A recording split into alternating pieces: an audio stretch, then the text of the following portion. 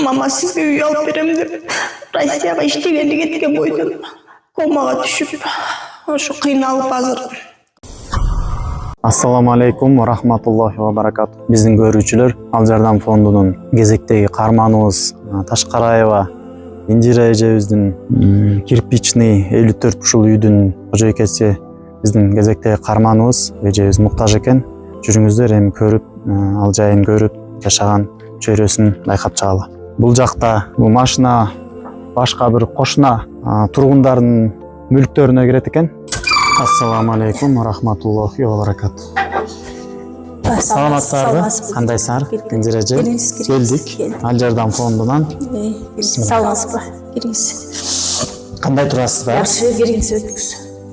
Мына ассаламу алейкум. Биздин көрүүчүлөр, кезектеги эжекебиздин үйүндө маек кылып отуруп калдык. Бул эжекебиз ушу муктаж үй бүлөлөрдүн бирине кирет. Мен Ташкараева Индира. 1977-жылы туулгам. Азыр ушундай азыркы тапта айга муктаж болуп турам. Балам да ооруп турат. Мен да жүрөк менен катуу ооруп, кыйналып турган убагым. Сабыр болуңуздар.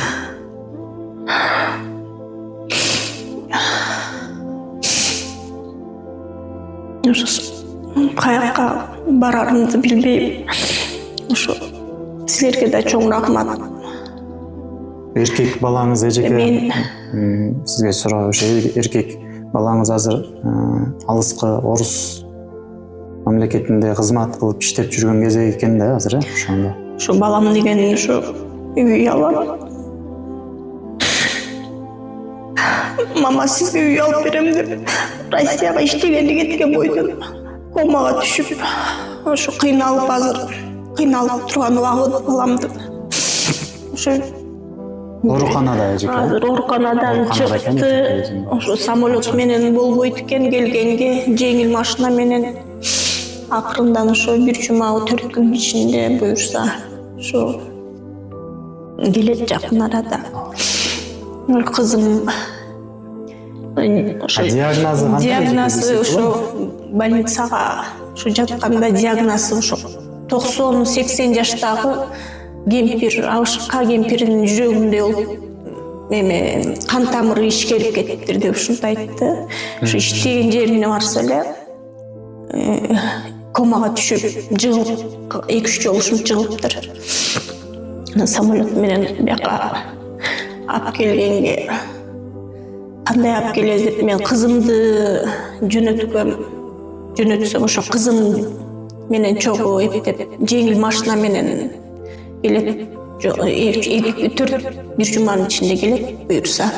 Эже, силер ошо ооруңуздарга канча сом менен каражат жагынан канча акча кетет?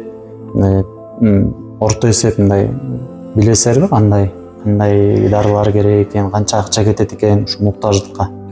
Ошо мен эме бир ай сайын азыр Бишкекке барып атам. Бир ай сайын дагы могу сентябрда кайра кетишим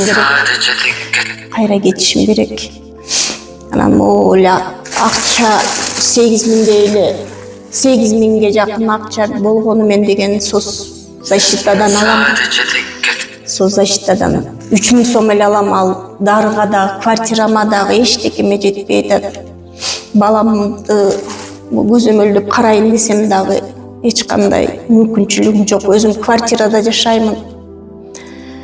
Аябай катуу кыйналып аткан убагым азыр.